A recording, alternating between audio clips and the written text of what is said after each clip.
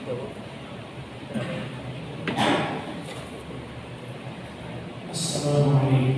warahmatullahi wabarakatuh. Alhamdulillahirabbil alamin wassalatu wassalamu ala asyrofil anbiya'i wal mursalin wa ala alihi wa sahbihi ajma'in. Asyhadu an la ilaha illallah wa asyhadu anna Muhammadar Rasulullah. A'udzu billahi minasyaitonir rajim. Ya ayyuhalladzina amanu taqullaha haqqa tuqatih wa la tamutunna illa wa antum muslimun. Haitsu qala Nabi sallallahu alaihi wasallam, ittaqillaha haitsu ma kunta wa aqim hasanatan tamhuha wa khaliqin nas bi khuluqin hasan. Amma ba'd. Saya ingin senang Bapak Ibu jamaah sholat Isya dan Tarawih yang dirahmati Allah Subhanahu wa Ta'ala menyambut kultum pada malam Jumat yang lalu masih berkaitan dengan hidayah dan taufik, di mana pada malam Jumat yang lalu masa sampaikan penyebab daripada tertutupnya pintu-pintu taufik, pintu-pintu hidayah. Maka pada malam hari ini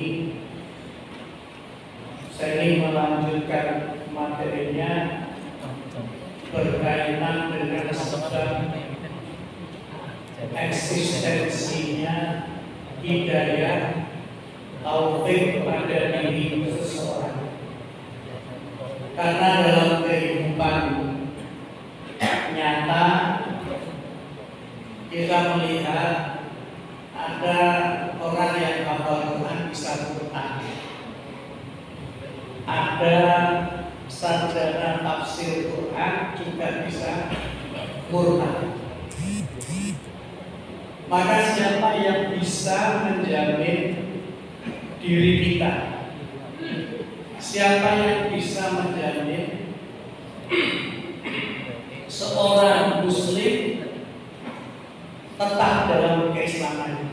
Demi Allah, tidak ada yang bisa menjamin kecuali Allah. Maka bersyukurlah orang yang telah mendapat hidayah sekaligus taufik, mendapatkan hidayah petunjuk sekaligus ketetapan dalam ketaatan kepada Allah Subhanahu wa Ta'ala. Bapak Ibu yang dirahmati Allah, oleh karena itu untuk menjaga eksistensi hidayah itu tetap ada pada diri kita, sehingga nanti setelah Ramadan itu kita tetap rajin, bahkan lebih rajin ibadahnya, karena asal dampak positif yang diharapkan yaitu bahwa setelah Ramadan nanti kita harus lebih baik, termasuk di dalamnya dalam urusan hidayah tadi. Bapak Ibu yang dirahmati Allah Subhanahu wa Ta'ala, maka hidayah yang sudah datang bisa pergi, yang belum dapat bisa mendapatkan. Nah, ini ada sebab yang harus kita ketahui agar kita bisa menjaganya. Yang pertama, ketika kita melakukan kebaikan, maka jangan bersandar pada diri sendiri seakan-akan itu adalah kehebatan kita. Ingat bahwa itu semua ada catatan Allah.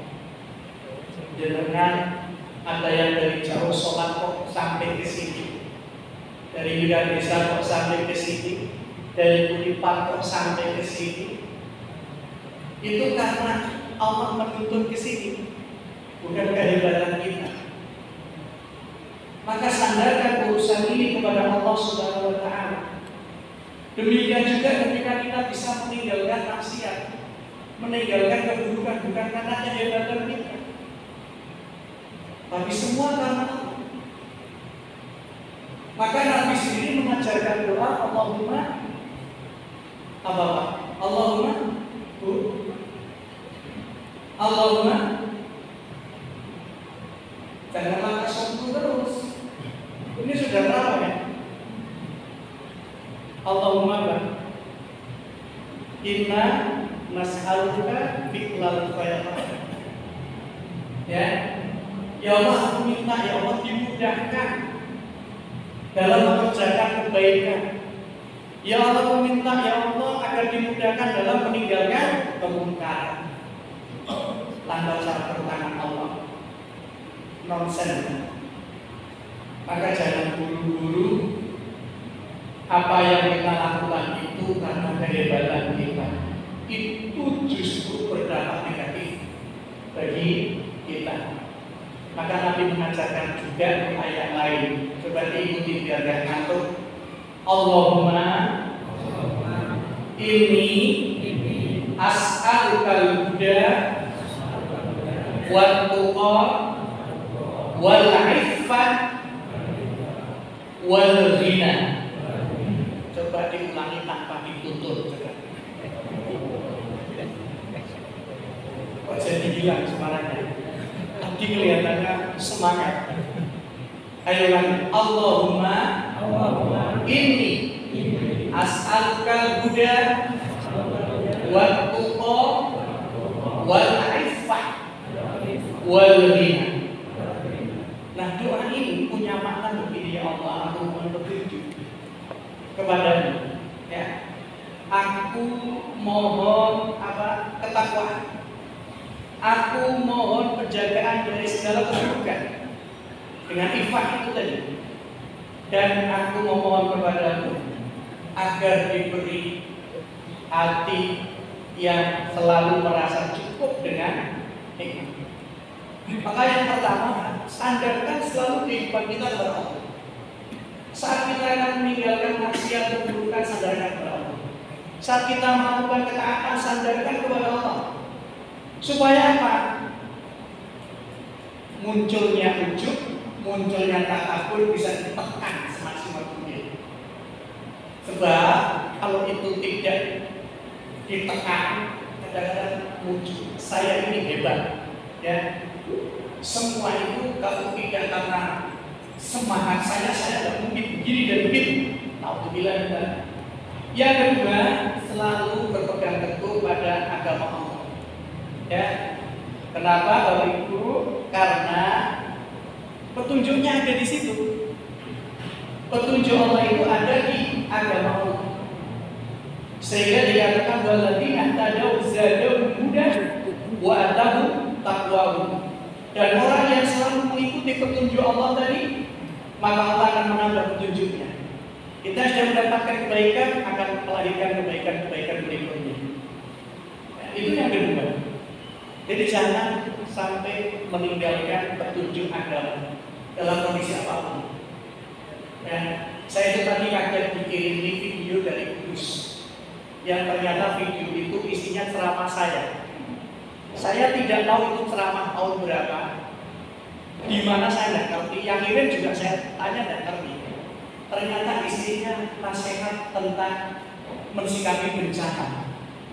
Dan itu momennya tepat sekali disetel di Kudus, Demak yang saat ini sudah banjir.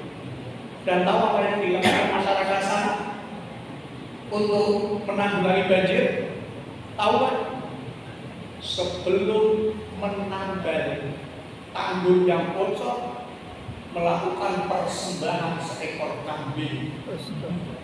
Karena bisanya banjir gara-gara lama tidak melakukan persembahan. Dan ceramah saya menyinggung masalah itu. Saya kaget juga. ternyata ada manfaatnya untuk mengingatkan apa? Ya itu kadang-kadang kita ini musibah malah berbuat syirik ini akan semakin menambah hutang. Saya lihatkan videonya apa? Pas pemotongan itu, ya pakai adat lagi, ya orang mau sholat. Kemudian berikutnya apa? Ketika membaca Quran coba direnungkan. Ketika membaca Quran direnungkan. Karena inna hadzal Quran yahdil lillati hiya aqwam. Direnungkan. Nanti kita akan mendapat di situ. Ya arahan-arahan Al-Quran, apa yang diperintah, apa yang dilarang, apa yang boleh, apa yang tidak boleh. Itulah petunjuk yang harus diikuti. Quran tidak hanya dibaca, Quran tidak hanya dihafal, tapi Quran dipahami untuk diamalkan. Kemudian berikutnya taatlah kepada Rasulnya, sebab Allah yang mengutus. Ya, Allah mengutus Rasulnya, waladzi arsala rasulahu bil huda wa dinil haq. Allah mengutus Rasulnya dengan petunjuk tadi. Maka mudah-mudahan kita yang Ramadan ini sudah berusaha menjadi orang-orang baik, rajin sholat, puasanya dijalani, infaknya dijalani.